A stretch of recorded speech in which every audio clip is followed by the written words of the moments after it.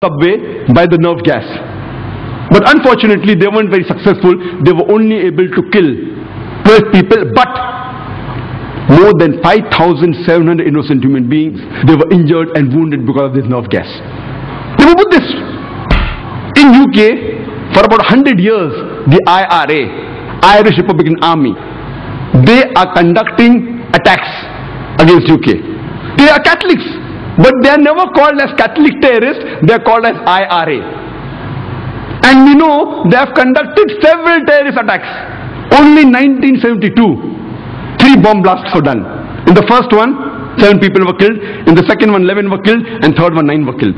In 1974, they did 2 bomb blasts. In the Guildford pub, they killed 5 innocent people and injured 44 people. In the Birmingham pub, 21 innocent people were killed by the bomb blast and 182 were injured. Time doesn't permit me to speak about all the activities they did. I'm just mentioning a few, just at random. In 1996, they did a bomb blast in London where 2 people were killed and more than 100 were injured. Further in 1996, a bomb blast was done in the shopping area of Manchester where 206 people were injured. In 1998, Bambridge bomb blast where 500 pounds of bomb was loaded in a car in which 35 innocent people were injured. In the same year, we know from records about the Omak bomb blast where a 500 pound of bomb was put in the car and 29 innocent people were killed and 330 were injured. All these records are from non-Muslim sources. They have not been written by Muslims. All from non-Muslim sources, from Amnesty report, from BBC. If you go on the internet, you can cross-check. But many a time when the number is big, there may be a difference. Like today we know how many people killed, 296, one report says 294, one says 293, so I play it safe and say more than 290. The report, if it's a large number, may differ by few here and there. If it's a small number, it's precise. All these by non-Muslim sources. In 2001, the BBC was born by IRA. But these people, they are not called as Catholic terrorists. Today, the UK government is more afraid of Muslim terrorists. I don't know from the records of the UK government how many confirmed Muslim terrorists have done bomb blasts in UK. Even the London bombing of 7th July, there is no confirmed report. They are suspected to be Muslims. It's not confirmed. In which more than 50 people were killed. One report says 52, one report says 56. Therefore, I said more than 50 people were killed. Even if we agree for sake of argument that they were Muslims who did the 7th July bomb blast in the year 2005, yet they come nowhere close to IRA. IRA puts these bomb blasts to shame. They have killed hundreds and thousands of people. Yet today, the UK government is more afraid. IRA is doing since more than 100 years. But because of the advice of George Bush, Tony Blair is more afraid of the Muslim terrorists rather than the problem which is there for more than 100 years. We know from historical records that in Spain and France, the terrorist organization is ETA. They have conducted 36 attacks. And in Africa, there are so many organizations, the list is exhaustive. But the one which is worth noting, and one of the most notorious, is called as the Lord's Salvation Army. It's a Christian terrorist organization. They train young children to commit terrorist attacks. When we come to Sri Lanka, we know of the LTTE, Tamil Tigers. They are supposed to be one of the most notorious, most violent of all the terrorist organizations in the world. They are the people who are experts in suicide bombing, and they even take help of children. They train them and they let them take part in suicide bombing. Normally people are known that the Palestinian do suicide bombing, Iraq is the suicide bombing. If you historical record, the people who have popularized suicide bombing are the LTTE, Tamil Tigers. Who are they? They are Hindus. But the Indian report doesn't say Hindu terrorists, they say LTTE. When we come to India, many a times, most of the terrorist attacks that we hear of, majority of them, they talk about Kashmiri militants. Whether the attacks are right or wrong, we can discuss some other time.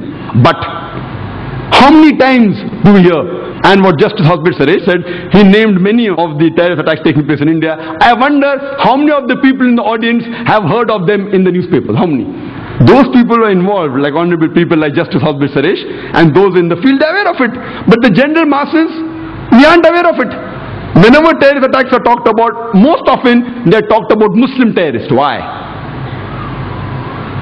In India, there are terrorist organizations belonging to almost all different religions.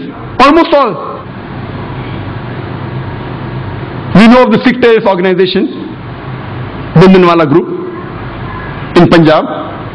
We know that the Indian government, on the 5th of June 1984, they took over the Golden Temple, in which 100 human beings were killed. In retaliation, a few months later, on 31st of October 1984, the then Prime Minister, Srimati Indira Gandhi, she was assassinated by one of her security guards who was the Sikh.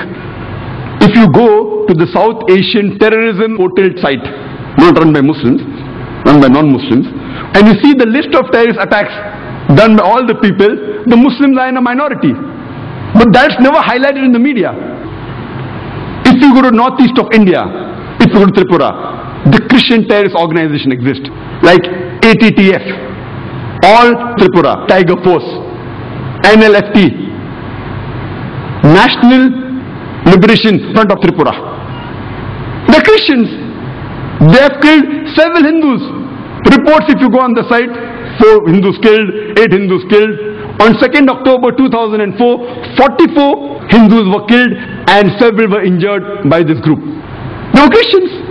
In Assam, Ulfa alone, in a span of the past 16 years, from 1990 to 2006, they have conducted successfully 749 terrorist attacks. They will put the Kashmiri militants to shame. 749 confirmed terrorist attacks. But when we read in the newspaper, we only know about the Kashmiri attacks. And I remember a couple of years back, I'm called, alhamdulillah, by God's grace, by several parts of India, from several parts of the world. I had many invitations from Kashmir, but is it the right time to go, yes or no? Finally, in September 2003, I decided to go to Kashmir. And there I gave a talk in Srinagar, and they told me, the organizers, that in the past 14 years, first time the government gave permission for a public talk. And they organized my talk in polo grounds in Kashmir, in which 100,000 people attended. In all this turmoil, and the government gave me security. I was wondering, why are these people with machine guns with me? I went on to the various sites, Gulmarg, Pahalgam, gave talks, etc. Fine, I didn't think it was required. Later on, I happened to go to Assam to give talks. And the moment I land on the airport, I find security guards around me. I said, why? And there I thanked God, alhamdulillah. If they would not have been there, I wouldn't have come back here. I did not know. I did not know that